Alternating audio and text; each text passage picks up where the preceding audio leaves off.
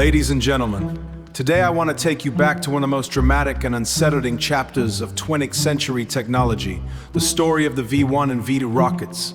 These were the world's first long-range guided weapons, created in Nazi Germany during the Second World War. They were designed as in Swaffen, Vergeltungswaffen. It was a Vengeance 44, intended to strike back at Britain after the bombing of German cities, the V1, the flying bomb.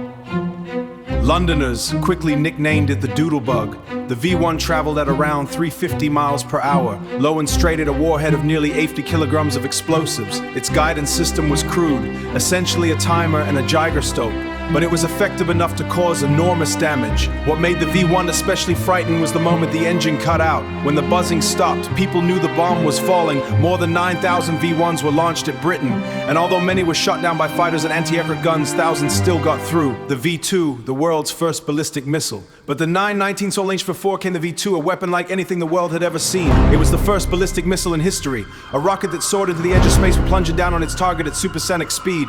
The V2 was the creation of Werner von Braun, and his team had heard it coming. It stood, no siren, no warning, no buzzing engine. One moment the street was quiet, the next, an explosion. Around 400 V2s were fired in Belgium, but their psychological impact was immense. They represent a leap into a new age, the age of rocket warfare, the human cost.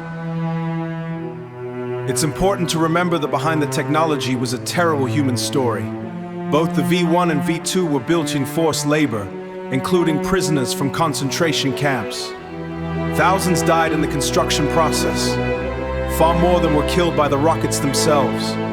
The weapons were not only instruments of war, but symbols of the brutality of the regime that created them, the legacy. And yet, out of this dark chapter came the foundations of modern space exploration. After the war, both the United States and the Soviet Union raced to capture German rocket scientists and V technology. The same Werner von Braun who built the V2 would later design the Saturn V, the rocket that took humans to the moon. So the story of the V1 and V2 rockets is a story of contrasts, extraordinary scientific achievement born out of extraordinary suffering. Weapons of terror that became stepping stones to peaceful exploration. Conclusion: a few years, these rockets changed warfare, changed technology, and ultimately changed the future of humanity.